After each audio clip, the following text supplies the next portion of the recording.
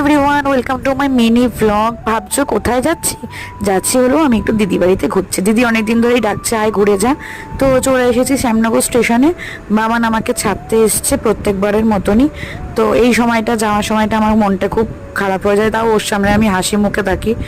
আর এই যে চলেও এসছি।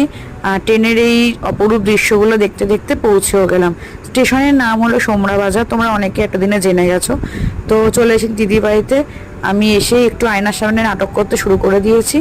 দেন স্নান টান কমপ্লিট করলাম। আর এই যে আমার দিদি ভাই, ও ফোনে ব্যস্ত, ওকে টুক করে একটু ভিডিওতে নিয়ে নিলাম। তারপর আমার স্নান টান কমপ্লিট হয়ে গেছে।